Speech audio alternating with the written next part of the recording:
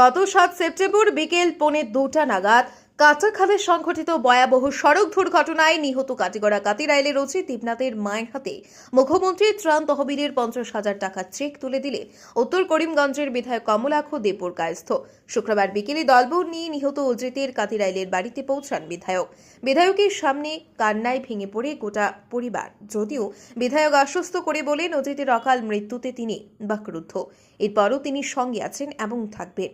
পরিবার পরিচালনার জন্য সরকারি চাকরির ব্যবস্থা করা হবে এবং মুখ্যমন্ত্রী হিমন্ত বিশ্ব শর্মার নির্দেশে ইতিমধ্যে সমাজ কল্যাণ বিভাগের অধীনস্থ অঙ্গনওয়াড়ি কেন্দ্রের কর্মী হিসেবে অজিতের স্ত্রী মিষ্টু দেবনাথকে নিয়োগ করার প্রক্রিয়া চলছে।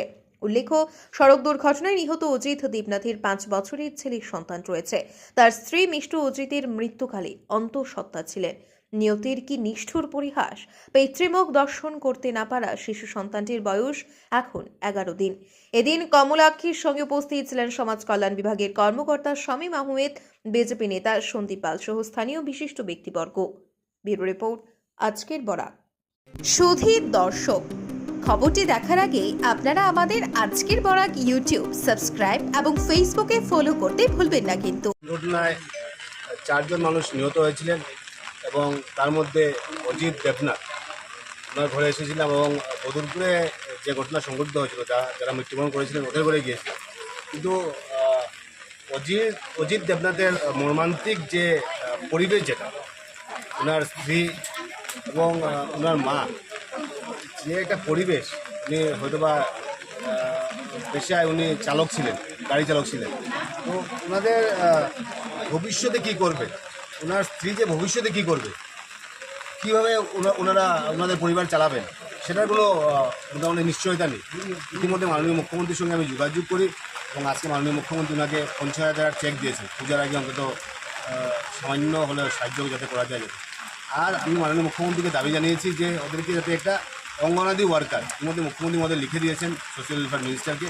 আমি সিডিপিকেও বলেছি যে অন্তত যে কোনো প্রজেক্টে হোক একটা অঙ্গনাদি ওয়ার্কার চাকরি দেওয়া হোক। অন্তত মান্থলি যদি কেউ যদি 5-7,000 10,000 টাকা পায়, যদি আমরা সবাই যদি সাহায্য করি, যদি অন্তত বাচ্চাটা দেখলে মানে হৃদয়ের ঘটনা, মনটা একদম হয়ে যায়। তো বাচ্চাটা নিয়ে, যেমন এখন উনি প্রায় 10-12 দিন আগে ওনার একটা বাচ্চা হয়েছে।